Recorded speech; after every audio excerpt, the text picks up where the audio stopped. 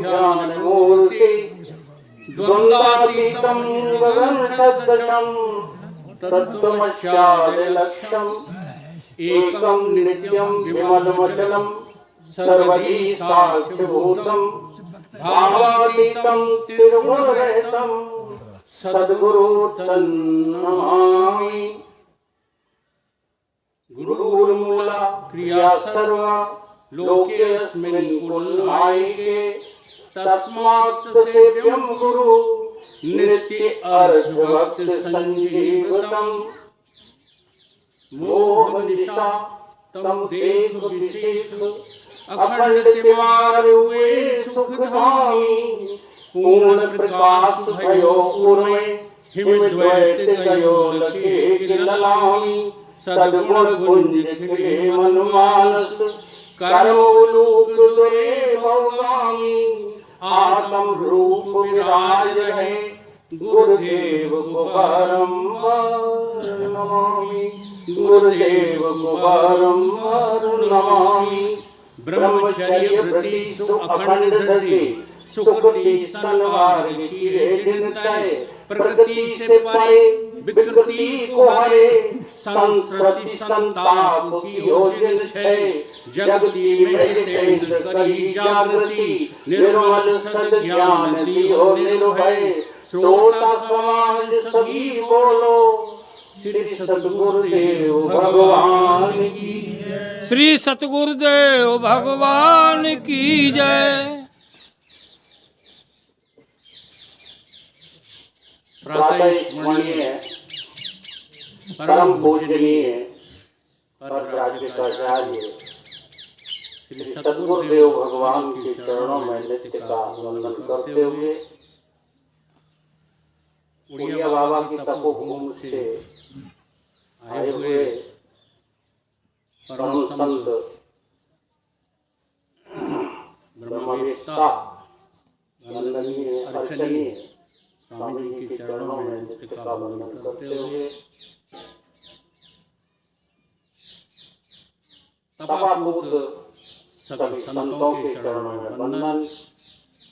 कुशल संचालक महोदय, प्रेमी सज्जनों, गुरु भाइयों, माताओं बहनों, बच्चों, सभी के हृदय में वो परम पिता परमात्मा सत चित आनंद अद्वैत रूप से सदा विद्यमान है।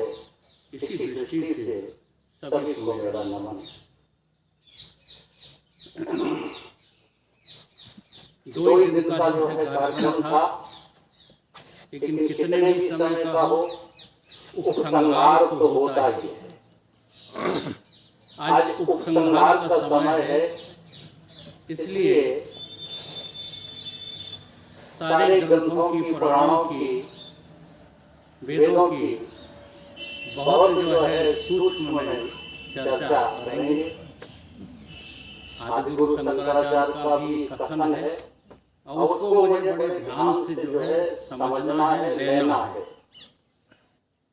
वो कहते हैं कि तुम चिंता मत करो, केवल मेरी बात को सुनो, समझो और पालन करो।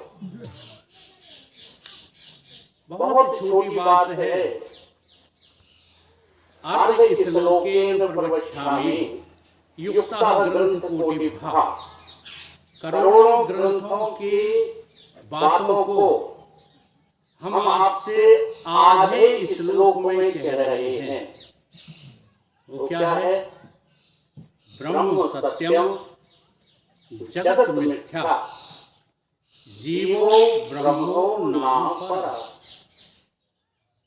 जीव और ब्रह्म ये आपस में एक दूसरे से भिन्न नहीं है। ये करोड़ों ग्रंथों का सार है। यही वेदांत का सिद्धांत भी है। वेदांत सिद्धांत निरुक्त रेखा ब्रह्मा जीवन सकलम जगच्च अखंड रूप स्थिति एवं मोक्षो ब्रह्मो अद्वितीयो श्रुतियों प्रमाणम। सारी श्रुतियों में बस यही सिद्ध किया गया है। हमने भी जो है परम पूजनीय स्वामी जी को इसी आधार पर जो है हृदयंगम किया था। स्वामी जी का मैंने एक स्वभाव देखा है, चाहे जितने लोग तर्क वितर्क करें, स्वामी जी की ब्रह्मनिष्ठा को कोई चिगा नहीं पाता। और ऐसा यदि आप लोगों के अंदर भी आ जाए, केवल लक्ष्य ही तो जो है आपको स्वीकार करना है। हमारा लक्ष्य जो है संसार के भोग पाने में लग गया है, इसलिए हम तर्क वितर्क करते रहते हैं। नहीं तो बहुत सीधी सी समझ है। कैसे लोग महात्मा चर्चा करते चले जा रहे थे, उनके आपस में एक दूसरे की बात जो है रचपच नहीं रही थी। वहां एक किसान काम कर रहा था, तो कहने लगे चलो इससे पूछते कि परमात्मा को पाने में कितनी देर लगती है। पूछने लगे दोनों, तो वो बोला नहीं। उसने धान का पौधा जो है रोप रहा था, तो एक पौधा उखाड़ कर दूसरी जगह लगा दिया। वो कहने लगा बस इतनी देर लगती है परमात्मा को पाने। जैसे हमारे स्वामी जी कहते हैं, यहाँ पर कोई ब्राह्मण भी बैठे होंगे, ठाकुर भी बैठे होंगे, चलो ब्राह्मण नहीं बैठे होंगे तो स्त्री पुरुष तो बैठे ही हैं, ठीक है ना। थोड़ा सी भिन्नता लेकर के सभी लोग बैठे हैं। अब हमें ये बताओ कि आपको ब्राह्मण से हिंदू होने में कितनी देर लगेगी? बोलो। वही हिंदू, केवल सोचने की बात तो है। अच्छा, अब थोड़ा और गहरे में सोचो तो हिंदू से जीव होने में कितनी देर लगेगी? अब थोड़ी सी दिक्कत यहाँ आती है तो वो हमारे सदगुरुओं की महात्माओं की बात को मान लो। जीव से ब्रह्म होने में कितनी देर लगेगी? ये कर्म खेल है। ये जो है बात नहीं कर रही है। क्यों कर रही है? क्योंकि आज तक हमने जो कुछ सुना, जो कुछ समझा, वो अपने मन के द्वारा खूंटा गाड़ लिया है। अब उस खूंटे को जो है हम हिलाते भी नहीं। लड़ाई हो जाती है ना इस बात पर, खूंटे के ऊपर। पंचायत कह रही कि खूंटा गलत गड़ा है, तो आप देखो कितने नम्र बनते हो। यही नम्रता तो जो है आपने आज छाती से लगा रखी है। कहते पंचों की बात सिर माथे पर खूंटा नहीं रहेगा। ऐसे ही संतों की बात, हाँ, बड़े अच्छे संत हैं, बहुत उन्होंने अच्छा। और वकील साहब तो समा बांध देते हैं, लेकिन बात वकील साहब की कोई मानोगे नहीं, है ना। पंचों की बात तो, संतों की बात तो सिर माथे है, लेकिन हम ब्रह्म नहीं हो सकते। हम कभी ब्रह्म नहीं हो सकते। ये जिद है तुम्हारी केवल, एक जिद के अलावा और कुछ भी है ही नहीं। हम लक्ष्य नहीं बनाते, पाना चाहते हैं खजाना। और लक्ष्य हमारा किसका है? जहां खजाना 3 काल में मिलता नहीं है, वहां का लक्ष्य बना रखे। आज से कई वर्षों पहले हमारे गुरुदेव ने जो है दृष्टांत मुझे समझाया था, बड़ी जल्दी समझ में बात आ गई। उन्होंने कहा कि एक पिता मरते समय बीजक लिख गया था, बीजक अपने पुत्रों के लिए, क्योंकि ये पुत्र जो है काम करते नहीं है, कुछ कर धर पाएंगे नहीं, तो एक बीजक लिख दिया कि चैत की रामनवमी समय 4 बजे मंदिर के गुंबज में 1000 असरफियां जो है हमने रख दी है। मेरे मरण उपरांत आपको संकट पड़े तो ले लेना। तो संकट तो पड़ ही जाएगा जब कायल होगे, तो कायरता में ही जो है संकट पड़ते हैं। हाँ, दोनों तरीके से समझ लेना। संसार में यदि आप जो है काम नहीं करते हैं, बैठे बैठे खाते रहते हो, तो भी संकट पड़ने वाला है। और यही अध्यात्म में है कि जिस बात के लिए तुम आए हो वो नहीं समझा, तो मौत का संकट तो तुम्हारे ऊपर खड़ा ही है, तुम इसे टाल नहीं सकते। तो वो खोदा गया, जब संकट पड़ा तो गुम्बज खोदा गया मंदिर का। कब? चैत की रामनवमी को 4 बजे खोद लिया, मिला कुछ नहीं उसमें। जब कुछ मिला नहीं तो अपने ही पिताजी को अपशब्द बोलने लगे। आज यही हो रहा है कलयुग में, जब पिता के द्वारा कुछ मिलता नहीं है, हाँ, तो पिताजी को अपशब्द सुनाए जाते हैं। तब तो गुरुजी महाराज आ गए। गुरुजी ने कहा, क्यों पिता तुल्य पूजनीय जो है आदमी को तुम इतने अपशब्द बोल रहे हो? बोले, हमारा पिता झूठा था, हमको लिख करके दे दिया, हमने खोदा जो है गुम्बज, उसमें कुछ भी तो नहीं मिला। उन्होंने कहा, तेरे पिता झूठे नहीं थे, वो बहुत सच्चे थे और सच्ची बात भी लिखी है उन्होंने। लेकिन तुम्हारे पास जो अक्ल हो तब ना, अगर अक्ल है तो देख, सब दर पर खुदा, सब में खुदा, उसी का जलवा बुत खुदा, बुत में खुदा। नजर में कुछ कमी है तो नजर आता नहीं है, और बुतों का खौफ है तुमको, जिनको वो खुदा पाता नहीं है। बुत कहाँ, बुत की परस्ती है कहाँ, सब जहां में है खुदा, तो बुत की हस्ती है कहाँ। खुदा से हम जुदा हो तो खुदा के पास भी जाएं, खुदा में हम, खुदा हम में। यो मां पश्यति सर्वत्र सर्वं च मयि पश्यति। तुम्हारे जो है भगवान कह रहे हैं वही बात, खुदा में हम, खुदा हम में, कहाँ आए कहाँ जाए। लेकिन अकल हो तब तो। गुरुजी ने कहा कि चैत की रामनवमी आने दो, मंदिर का गुम्बज यों का त्यों बनवा दो, समय 4 बजने दो। वही समय आया, गुरुजी आ गए। संत कभी चूकते नहीं है, जिस समय तुम दे दो उन्हें बुलावा दे दोगे, वो चूके नहीं। तुम ही भले जो गर्क जाओ,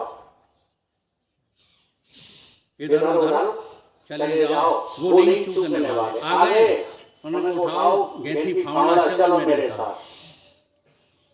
फिर गए तो अब वो गुम्बज की जहां पर परछाई पड़ रही थी, लक्ष्य क्या था?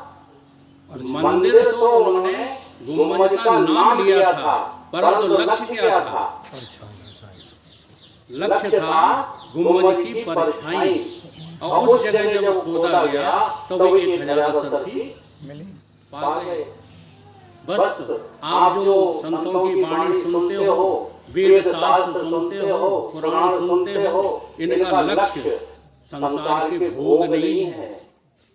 इनका लक्ष्य जो है कर्मों के पासे में बंधे रहना नहीं है, उपासना के नाम पर जिंदगी बर्बाद करना नहीं है। न हमें कर्म करना आता है, न हम अच्छे उपासक हैं, और न हमें केवल शाम मारते हो। हम तो इतने घंटे गान बोल सकते हैं, क्या हो जाएगा? शाम मारने से क्या होता है? समझ है कुछ? इसलिए समझ कहते रहने से समझ नहीं आती है। जो तुम्हें समझ देना चाहता है उसकी समझ लो। समय रह करके अलग रहने की कला सीखो, और वो इसी वक्त सीख सकते हैं। इसमें कोई देरी नहीं है। युग पुरुष जी ने जो है बहुत पहले एक छंद लिखा था, चर्चा करते हैं उस पर। समय रहकर अलग रहना, कोई हमसे सीख ले, हर हाल में खुशहाल रहना, कोई हमसे सीख ले। अब यहाँ जो हम शब्द कहा जा रहा है, ये किसके लिए कहा जा रहा है? जैसे भगवान जब कहते हैं कि मैं भगवान ने गीता में एक जगह कहा चातुर्वर्णम मया सृष्टा गुण कर्म विभाग से। अब देखो यहाँ मैं किसको कह रहे हैं, वो नीचे की अर्धाली में तुमको बिल्कुल जो है सचेत कर दिया है।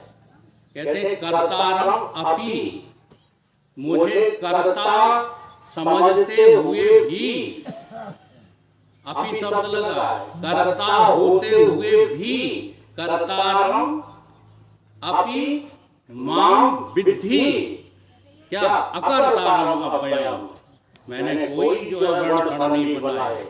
लेकिन वो बात तो भगवान की सुनते नहीं, जो लक्ष्य है संतों का वो तो हम सुनते नहीं। तो हमसे तात्पर्य क्या है? यहाँ जो ये कहा जा रहा है समय रहकर अलग रहना कोई हमसे सीख ले, हर समय खुशहाल रहना कोई हम कौन, हम किसको कहते हो? क्या इस 3.5 हाथ के थोता को जो बाटा जैसा मोटा हो जाए उसको? ये हम नहीं है, ये थोड़े ही हम, या इसके भीतर जो है, हाँ, जो तुमको जो है परेशान किए हुए, फंसा हुआ है भोगों में, उसको हम कह रहे हैं, या इन दोनों के जो है बनाने वाले कारण को हम कह रहे हैं। न स्थूल को हम कह रहे हैं, न सूक्ष्म को हम कह रहे हैं, न इन दोनों के कारण को हम कह रहे हैं। इन दोनों को रिजेक्ट करके, इन दोनों को वेदांती भाषा है बाध करके हम कह रहे हैं कोई हमसे सीख लो, हर समय खुशहाल रहना, कोई हमसे। हम, एक संत ने बहुत अच्छे ढंग से समझाया, हम लख, हमई, हमार लख, हम लख, हाँ देखो हम ही देखें, हम लख, हमई, हमार लख, हमारे को देखो, हमको देखो, मैं को देखो, मेरे को देखो, हम लख, हमई, हमार लख, हम हमारे के बीच, ये हम और हमारा, मैं और मेरा, इन मैं मेरे के बीच में कोई है कि नहीं है? तुलसी अलग है, कालक है। हाँ, तुम उस कोशिश में लगे रहते हो जो देखा नहीं जा सकता, जो केवल देखता है। अब देख, गुरु बाबा जो थे वो कहा करते थे, गुरु बाबा से तात्पर्य है चित्रकूट पीली कोठी वाले स्वामी अखंडानंद जी महाराज। क्या कहा करते थे? 3 बार कहते थे, देख, देख और देख। फिर चौथी बार कहते थे, देखने वाले को भी तो देख, देखने वाले को भी तो देख। क्या तात्पर्य इसका? अरे भाई तुम अपनी स्थूलता को देखो, और जिसको आप देखते जाएंगे वो तुम्हारी नजर से ओझल होता जाएगा, वो तुम्हारे अपने जो है बुद्धि में बिल्कुल उसका अभाव होता जाएगा। सबको देखने वाले को भी तो देख, उसको हम देखना नहीं चाहते। जैसे कोई रिक्शा वाला, एक बार हमसे गलती हो गई, तब स्वामी जी का ये वचन याद आ गया। एक रिक्शा वाले को मैंने रिक्शा कह के बुला दिया, ए रिक्शा, वो नहीं बोला, उसने मुझे सबूत सिखा दिया। हम लोग संतों से नहीं सीख पा रहे। सबूत सीखना चाहो तो किसी से भी, अक्ल सीखना चाहो तो किसी से भी सीख सकते हो। उसने कहा, भाई साहब जब हम नाराज हुए सुनता नहीं, मैंने सुनता तो खूब हूँ, आप तो रिक्शा को बुला रहे थे, मैं तो रिक्शा वाला हूँ, समझ रहे हो? तो गलती थी कि नहीं हमारी? ऐसे ही तुम शरीर हो कि शरीर वाले हो? बोलो, अब शरीर वाले हो तो शरीर के लिए काहे मरते फिरते हो? शरीर का मान, शरीर का अपमान, शरीर का ये, शरीर का वो, इस शरीर के लिए जो है समय बर्बाद करते रहते हो। तो समय रहते अलग रहना कोई हमसे सीख ले, हर हाल में खुशहाल रहना कोई हमसे सीख ले, झंझटों से भाग जाना चाहे जिससे सीख लो, और झंझटों में रह के बचना वही हमसे सीख ले। झंझटों में, अरे इतने झंझट हैं, कौन जाए, और यहाँ बैठे बैठे भी चर्चा करते रहते हो। हाँ, इनके पास तो संत महात्माओं के पास तो समय है। एक बार हमारे स्वामी जी से जो है दो लड़के खड़े खड़े कह रहे थे, देखो कैसे खा खा के पड़ा है। वो स्वामी जी ने सुन लिया, तो गए पास में, तो लड़कों के जो है चेहरे बिगड़ गए, बड़े तगड़े थे। बोले डरो मत, तुम हमको ये बताओ कि तुमने हमारा न्योता किया है? नहीं महाराज, तो ये शब्द बोलने का तुम्हें अधिकार है। हाँ जी, संतों के पास तुम कहते हो कि ये समय समय है, लेकिन उनका समय महत्वपूर्ण है, तुम्हारा समय दो कौड़ी का नहीं है। तुम अपने समय को नरक में ले जाने के लिए बर्बाद करते रहते हो। तो झंझटों से भाग जाना। एक झंझट में फंसी हुई थी महिला माता, आचार्य रजनीश से बोली जा करके कि महाराज हम बड़े झंझट में फंसे हुए हैं, आप तो बहुत बड़े महात्मा हो, समझदार हो, निकालो मुझे। उनकी बात क्या है, बात तो बताओ। कि मेरा पति मुझे बहुत पिटाई लगाता है, बहुत त्रिषित रखता है, आप कैसे भी जो है हमें कोई उपाय बताओ। तो संत तो बहुत सरल होते हैं, उन्हें कहीं छोड़ दो। जो पति तुमको परेशान करता है उसको छोड़ दो। तो महाराज ये नहीं बनेगा, कैसे छोड़ दें? उन्हें जैसे पकड़े तैसे छोड़ दो। नहीं महाराज, हमारी तो 7 भावरें पड़ी थी, पंडित जी ने जो है वचन दिलवाए थे। तो आचार्य रजनीश बोले कि ठीक है, 7 पड़ी थी, वो दिशा याद है तुमको, किस तरह घूमे थे? कि हाँ याद है। तो अब पंडित हम बने जाते हैं, तुम अपने पति को निभा लाओ और 7 हम उल्टी पड़वा देते हैं, तो मुक्त हो जाओ। मतलब कुछ समझ में आया? झंझट तुमने अपने मन में पाल रखा है। सारे झंझट झंझावात हमारे भीतर पल रहे हैं, हम उनको जो है बुरी तरह से चिपकाए हुए हैं। हमारे स्वामी जी इसको शब्द बोलते हैं चिपकाना। एक बार छिपकली से मैंने कहा चलो सत्संग सुनिए। छिपकली ऊपर लटकी थी, बोली भगत साहब मैं नहीं जा सकती। क्यों? क्योंकि मकान गिर जाएगा, अगर मैं आपके साथ चली गई गिर जाएगा मकान। ऐसे ही झंझटों से भाग जाना, चाहे जिससे सीख लो। झंझट पड़े और तुमको जो है उल्टे सीधी बातें बोल दी, तुम जाके जो है इसी गांव का एक लड़का हमारा मित्र था, वो फांसी लगा के मर गया। केवल हमारी संगत छोड़ दी थी उसने, इसलिए क्या जरूरत थी फांसी लगाने की? ये शरीर तुम्हें फांसी लगाने के लिए मिला है, लेकिन नहीं, तुम्हारे कान भरे जा रहे हैं क्या तुम पर? यूं ही मारे मारे फिरते हो, भूखों मरते हो। आज तक कोई भूखों मरा है?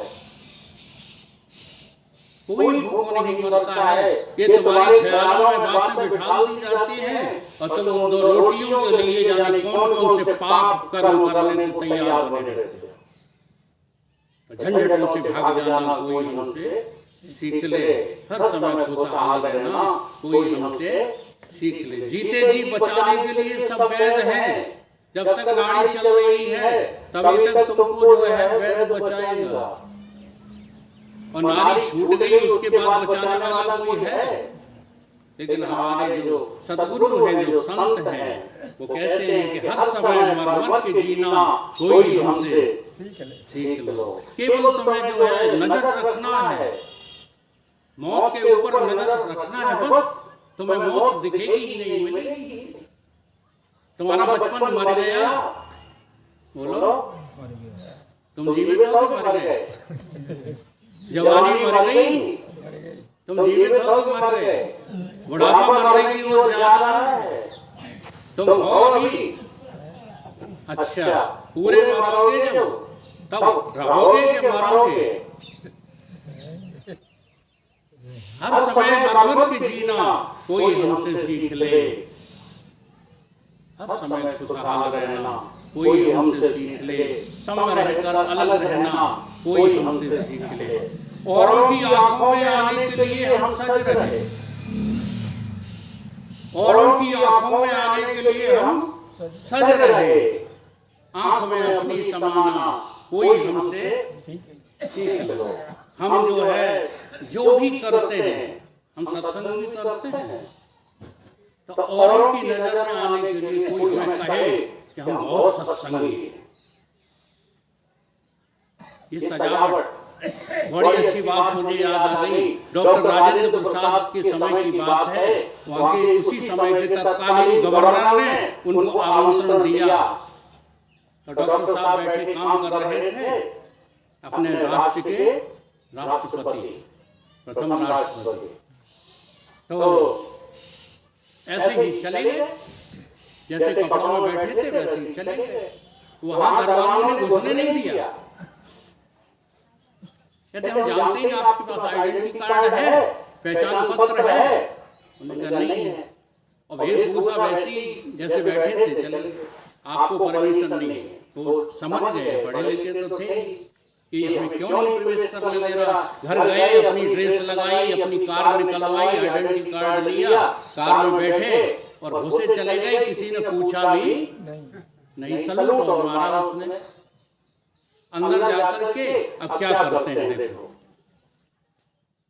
सबसे पहले अंग्रेजों ने ये चलाया था सिस्टम, कौन सा वाला? बिफेलो सिस्टम, जिसे आप बफर कहते हो, ये अंग्रेजों का चलाया हुआ है। तो हमारे जो है महामहिम खुद तो नहीं खा रहे, उसमें से ग्रास लेते हैं और अपने कपड़ों को खिलाते हैं, अपने आइडेंटिटी कार्ड को खिलाते हैं। गवर्नर को बड़ा आश्चर्य हुआ कि ये क्या कर रहे हैं महामहिम। उन्होंने कही नौता तो इन्हीं का है, हमारा नौता तो है ही नहीं। आजकल भी यही है ना, जो जितना ज्यादा सजावटी है उतनी ज्यादा पूछनी है, ठीक है। हाँ, हमारे ये परमहंस संत जो बैठे हैं ये देखने में सजे बजे है ही नहीं, तो देख करके तो आप लोगों को लगता ही नहीं होगा। वो तो जब उनकी वाणी जो है अमृत स्वरूप झरती है ना, तब लोगों के होश उड़ जाते हैं। जी हाँ, कल भी मैंने कहा था, फिर कह रहा हूँ, अगर साक्षात भगवान के दर्शन करना है तो संत निराकार निज रूप है, प्रेम प्रीत सो सेव, और जो चाहो साकार को, तो सतगुरु और संत की परिचित ले लो। जाने कहां साकार भगवान ढूंढते रहते हो। आंख दुनिया से लड़ाना बच्चा बच्चा जानता है, नहीं जानता। आंख अपने से लड़ाना कोई हमसे सीख लो, हर समय खुशहाल रहना कोई हमसे सीख लो। दुनिया से आंख लड़ाना नहीं जानता बच्चा।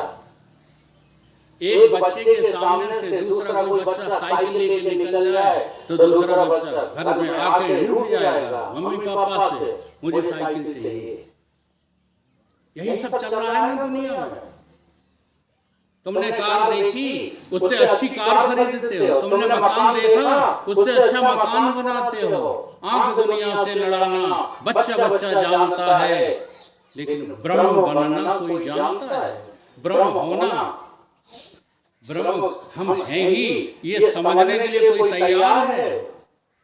कोई तैयार नहीं। कोई हमसे सीख ले, हर समय खुशहाल रहना कोई हमसे सीख ले। सुख में सुखी दुख में दुखी रहना सभी नर नारी जानते, नहीं जानते। सुख आया तो हंस दिए, दुख आया तो रोने लगे, हाय हाय करने लगे। लेकिन इन सुख दुखों से जो है हटने की कला,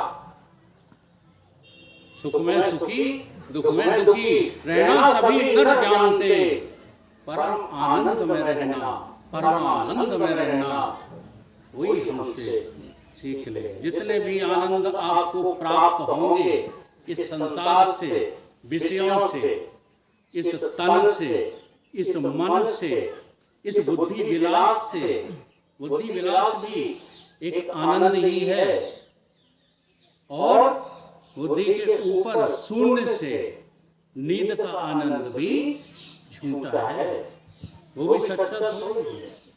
तो इन सारे आनंदों को आनंद समझना, ये कोई जो है तुम्हारी मुक्ति नहीं है, ये तुम्हारी समझ नहीं है। सुख में सुखी दुख में दुखी रहना सभी नर जानते, परमानंद में हर वक्त रहना कोई हमसे सीख ले। हर समय खुशहाल रहना, हर समय खुशहाल कब रहोगे? जब तुम्हें ये पता चल जाएगा कि हम किसी के मारे मरते नहीं, हम किसी को कभी मारते नहीं, हम में कभी भी कोई प्लस होता नहीं। अद्वैत का अर्थ क्या है? सत चित आनंद और अद्वैत। ये जो अद्वैत शब्द बोला जाता है, अद्वैत आप बोलने लगे हो, हाँ, इसका क्या अर्थ होता है? इसका कभी विभाजन नहीं होता। विभाजन सा लगता है, अविभक्तम च भूतेषु विभक्तम ईव च स्थितम, विभाजित सा। ईव माने, हाँ, थोड़ी बहुत संस्कृत सीख ली है महापुरुषों से। ईव माने उसी तरह, विभाजित है नहीं परमात्मा। ये जो तुम सोमवार को जो है शंकर जी, मंगलवार को बजरंगबली, बुधवार को गणेश जी, बृहस्पति को जो है गुरुदेव, शुक्रवार को जो है संतोषी माँ, शनिवार को शनिचरा, ये भड़बड़ाते फिरते रहते हो। ये तुम्हारा परमात्मा बटा हुआ नहीं है, बटा सा। ऐसे ही हम सभी लोग जितने भी बैठे हैं या हैं इस ब्रह्मांड में, एक दूसरे से बटे नहीं हैं।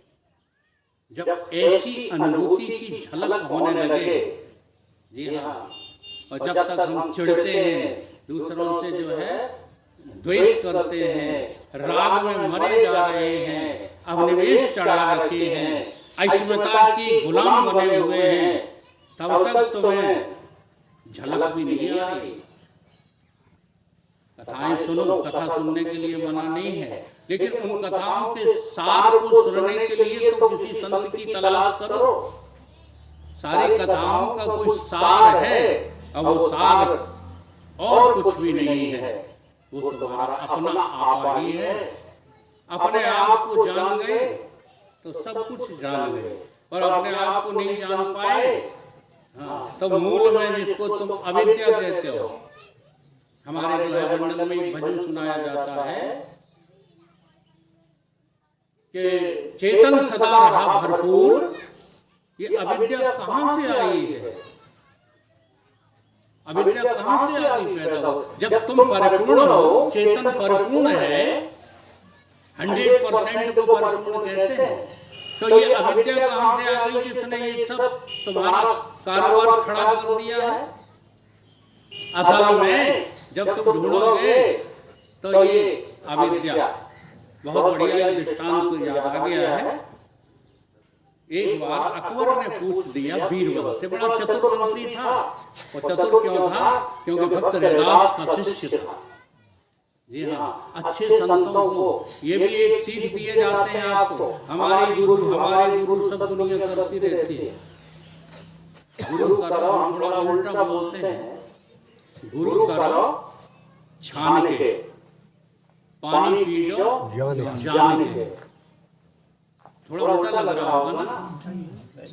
पानी जान के पीना चाहिए, कैसा है, गंदा है, मटमैला है, नदी का है, पोखर का है, जानो ना काय का है। और गुरु जी को छानो। छानने का अर्थ जानते हो? पहले कुछ काल तक सत्संग करो, उनके साथ बैठो, उन्हें समझो, हाँ, उनकी दृष्टि समझो, और उसके बाद आजकल हम क्या करते हैं, जरा शौक लग जाता है, तत्काल दौड़ पड़ते हैं, महाराज दीक्षा दे दो, महाराज दीक्षा दे। फिर चाहे जैसे हो महाराज, समझ में कुछ नहीं आता, ठीक है ना? तो गुरु करे जान के, और पानी पीजे छान के। तो गुरु उनके बहुत अच्छे थे, उन्होंने अच्छी समझ दी थी, इसलिए वो हर प्रश्न का जवाब ढूंढ लेते थे। कौन? बीरबल। अविद्या क्या है? तो बीरबल ने कहा समय चाहिए महाराज, मुझे समय दिया गया उनको। बीरबल गए एक मोची के पास और मोची से जो है कहा कि हमारे लिए जूतियां बना दो, एक युग जूती का। कैसी जूती होना चाहिए कि आज तक ऐसी जूती कभी किसी ने बनवाई ना हो। हीरे जड़े होना चाहिए उसमें, मोती जड़े होना चाहिए, बहुत खूबसूरत, और एक शर्त कि कम से कम जो 1.5 फुट लंबी होना चाहिए। हाँ, जो किसी को नहीं बने। ठीक है महाराज, बना दी मोची ने, बहुत सुंदर जूती का युग बना, जोड़ी बनी। बीरबल ने एक अपने पास रख ली और एक जाकर के मस्जिद के प्रांगण में फेंका।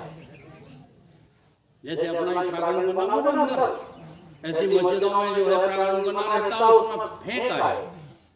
सुबह अजान के टाइम पर जब नमाज पढ़ने के लिए मौलवी जी आए तो उस जूती को देखते रह गए, आश्चर्य में पड़ गए। ऐसी जूती मैंने आज तक नहीं देखी। लोगों को बुला लिया, समुदाय इकट्ठा किया, पूछने लगे, एक दूसरे की राय लेने लगे किसकी हो सकती है। ऐसा तो अपने यहाँ कोई है ही नहीं, हो ना हो ये जूती खुदा की है। और सर्वसम्मति से निर्णय ले लिया गया कि ये जूती किसकी है? खुदा की। उसको सजा बजा करके एक चबूतरे पर रख दिया गया। रोजाना लोग आते थे नमाज के लिए, नमाज पढ़ने के लिए, सबसे पहले जूती को इबादत करते थे।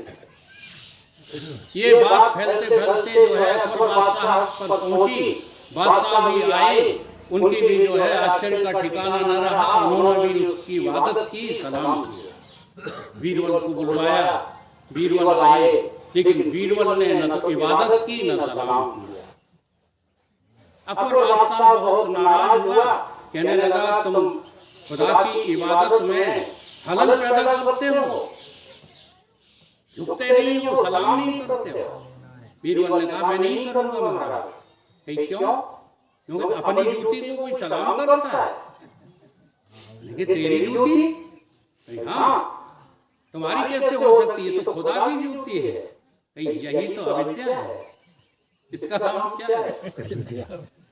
ये तो दिखाओ, तुम्हारी ये तो दूसरी भी तो होगी। उन्होंने तुरंत दूसरी जो है दिखा दी। तो अविद्या क्या निकली? बोलो, अमाना नहीं, और जो विद्यमान नहीं है उसे तुम जो है खुदा की जूती मान रहे हो, खुदा मान रहे हो। ये संसार हमारी दृष्टि में है नहीं कुछ, लेकिन हम सब कुछ इसी को मान रहे हैं। विज्ञानानंद जी संत हुए, उन्होंने कहा, बहुत बढ़िया बात कही उन्होंने। बंध्या को पुत्र, बंध्या के पुत्र होता है, बांझ को लड़का होता है क्या? होता है नहीं। तो बंध्या को पुत्र गंधर्व नगर में त्रिषित भयो। कहाँ? हाँ, सपने में प्यासा पड़ रहा। फिर मृग, तब क्या हुआ?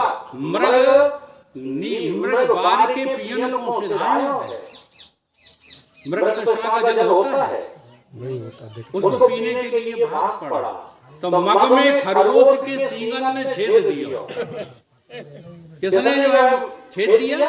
खरगोश के सींगन होते हैं, खरगोश के सींग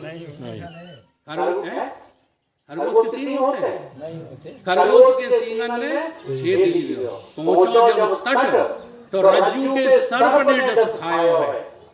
रस्सी में जो सांप होता है, होता है कि केवल भ्रांति से दिखता है? भ्रांति से दिखता है। उसने डस लिया। अब जब डस लिया तो नभ पुष्प, आकाश के फूल, ढूंढ नर ने, ढूंढ में जो आदमी दिखाई देता कि नहीं? दिखाई देता। ढूंढ में भूत होता है? नहीं होता। उसने औषधि बताई गई। कौन सी? आकाश के फूल रूपी औषधि। अब सीपी की चांदी से खरीदन को धाया। सीपी में चांदी होती है? उस चांदी से, बोलो कितनी सच्ची बात है कहते हैं विज्ञानंद, ऐसे ही कछु न हुआ है न हुए है आगे, वेद शास्त्र संतन ने जग ऐसो ही बताया, जग ऐसो ही बताया। केवल भ्रम निवारण करने का नाम ही सत्संग है। भ्रम की निवृत्ति के लिए सत्संग करो, मन के रंजन के लिए नहीं, मन के भंजन के लिए सत्संग करो। रजत सीप में भास जिम यथा मान करो बार, यद्यप वृथा के काल में भ्रम न सके को। ना कुछ हुआ है न कुछ हो रहा है, तुम्हें सिर होने का भ्रम हो रहा है। ना कुछ हुआ है न कुछ हो रहा है, तुम्हें सिर्फ होने का भ्रम हो रहा है। नजर आया तेरी नजर का नजारा, नजर आया तेरी नजर का नजारा, यथा स्वप्नवत है ये संसार सारा, यथा स्वप्नवत है ये संसार सारा।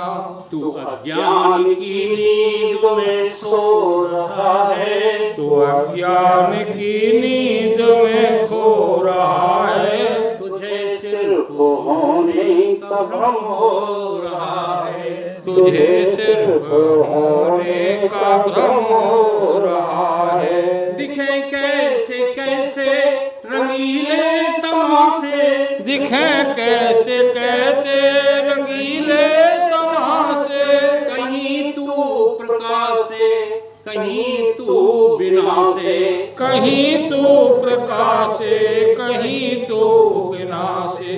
कहीं हंस रहा है कहीं रो रहा है, कहीं हंस रहा है कहीं रो रहा है, तुझे सिर्फ होने का भ्रम हो रहा है, तुझे सिर्फ होने का भ्रम हो रहा है। ये झटका गुरु ज्ञान देकर उठाया, झटका गुरु ज्ञान देकर उठाया, महामोह की नींद से था जगाया, महामोह की नींद से था जगाया। तो फिर भी मनोराज्य में खो रहा है, तो फिर भी मनोराज्य में खो रहा है। अच्छे संत मिल गए, अच्छे गुरु मिल गए, वेद शास्त्रों की जो है भाषा सिखा दी तुमको, लेकिन फिर भी ये जो मोह शक्ति है, जो कर्मा शक्ति है, ये हमसे छूट नहीं रही।